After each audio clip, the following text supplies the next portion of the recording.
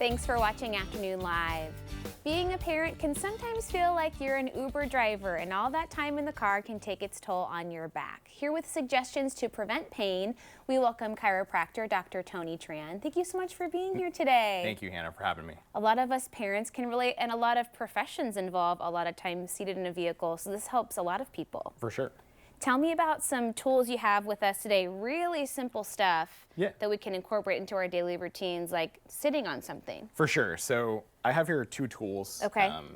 I know their parents, usually when they're in traffic or anything, it's a great time for them to do some type of stretch or what type of exercise.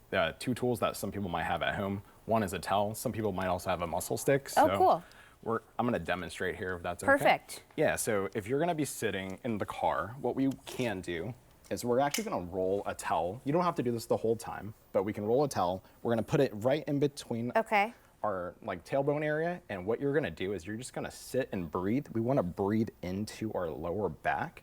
That's going to open up our hips and takes a lot of stress out of the low back. Oh, okay. You can do it for about a minute or 2, but we don't want to do it too long because it's going to get a little uncomfortable. I see. Yeah, you can also kind of put it more on one side compared to another. So you're going to find that left side sit bone. If you're going to do that, you can also breathe into your feet as well. Doing that will help take the stress out and actually open up that side hip. Oh, nice. Correct. Yeah, you're stuck in the car for so long, you might as well make use of your time. Yeah. What about putting something more like behind your back? Is there a different angle for that? Yeah, so if the low back gets a little tight, we can actually take the same towel. We're going to place it right at the lower part of the rib cage, right in between that arch. Oh, if we sink into it, you can use your feet as well, heavier on the heels. If you do that, you're going to be able to take the slack out of that low back and prevent overarching your low back. Oh, nice. Okay, how would this guy incorporate into this routine? Yeah, so this guy, same thing. You can use that instead of the towel. Oh, okay. It's going to be a little bit more specific. Some people might not have this, so you're going to place the same thing on the sit bone, and we're going to kind of sit on it just for about a minute and breathe. A minute at a time, we can do that. Yep. What about before you even get into the vehicle, making sure you've got everything adjusted correctly? Yeah, so one of the things that we see our patients do wrong is they're too far away from the steering wheel. Yeah. We want them to actually be a little bit closer. If you think you're close, just a wee bit closer.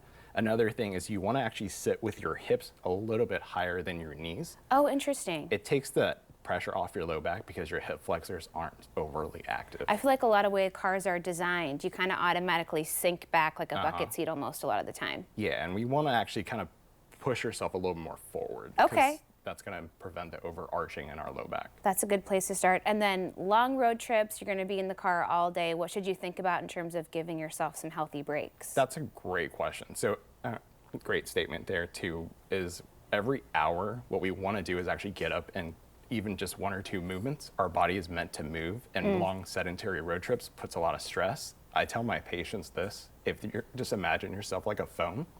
Once the phone is actually like overheating, that means that you've been using it too long. Yep. So if your back's giving you that signal of actually, oh, it's tight, that's the signal that you should get up and move. Yeah, you don't notice how gradually it happens over time. And then what about doing a little chin exercise while you're sitting as well? Yeah, so stoplight, great thing. You want to actually put your head back against the headrest. So the head should be at the top of that headrest, and you're going to bring your chin a little bit back.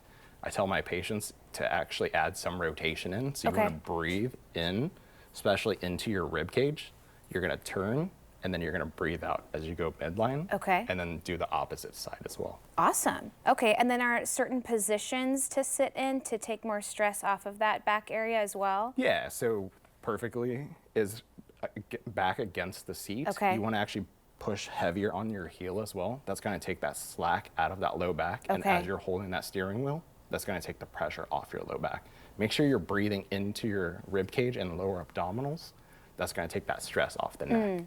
Might feel kind of awkward the first couple of times you do it, but building some muscle memory will be helpful. Yeah, so it's all about practice.